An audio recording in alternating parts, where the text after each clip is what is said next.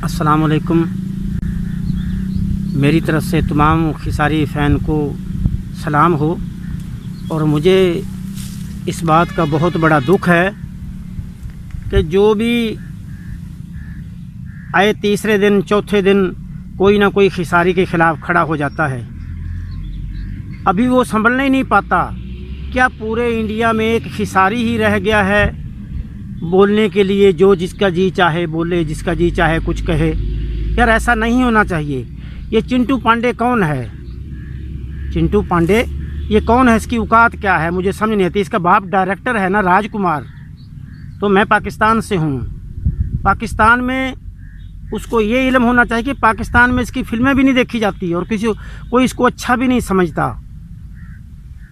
इस चिंटू पांडे को कोई पाकिस्तान में इसको अच्छा भी नहीं समझता। और कल ही की बात है कि दो बच्चे फ़िल्म देख रहे थे। जो ही फिल्म आई इसकी तो उन्होंने फ़ौरन भोजपुरी चैनल बंद कर दिया।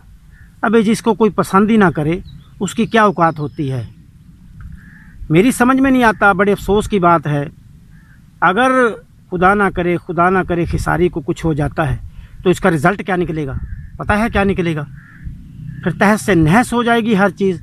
फिर आप परेशान होंगे, बात आपके हाथों से निकल जाएगी। शांति रखिए और ऐसा मत कीजिए जिससे देश को नुकसान हो, भोजपुरी इंडस्ट्री को नुकसान हो।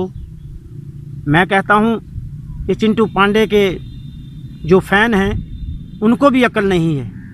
इसके बाप को तो है नहीं, वो डायरेक्टर है। मैं तो नहीं समझता।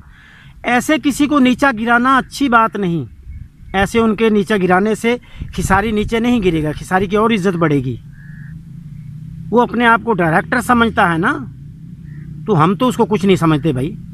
जो किसी की इज़्ज़त कम करनी चाहे वो खुद अपनी करा लेता है इज़्ज़त कम। इसलिए भाई पाकिस्तान में भी खिसारी बेटा के बहुत फ़ैन हैं। उन्होंने बहुत बुरा महसूस किया है। और जिस इंसान की इज़्ज़त ही ना हो उसका क्या फ़ायदा?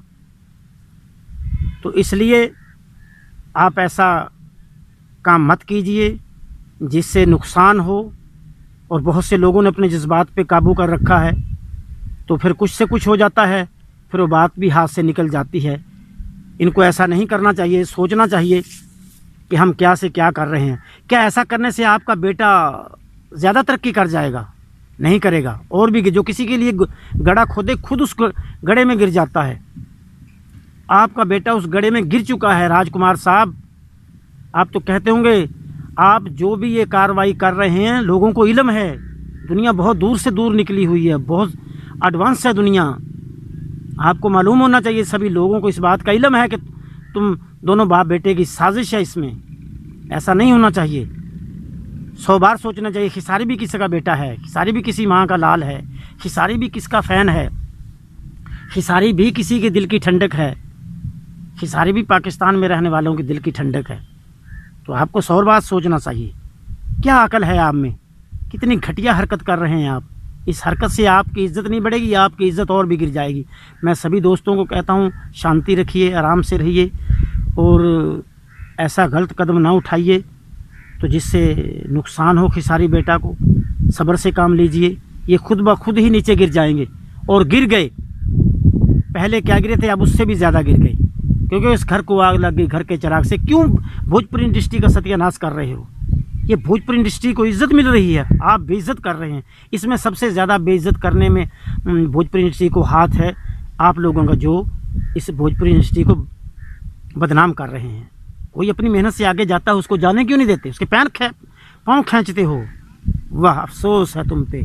क्या तुम्हारा जुनून है? क्या तुम्हारा जुनून इसीलिए है ना कि तुम्हारे धर्म में ऐसी चीज़ें जायज़ होंगी। अगर इस्लाम में ऐसी बातें होती तो आपको कभी का इस बात का पता चल जाता। आप पाकिस्तान में होते ना तो फिर मैं देखता आप कैसे कहते हैं। आपको पता चल जाता कि किसी की इज़्ज़त गिरानी कितनी मुश्किल है। मैं खिसारी दोस्तों को, खिसारी फ़ैन को मेरी तरफ से ताकीद है कि ख्याल रखिए खिसारी बेटा का और सुकून से रहिए। अस्सलाम।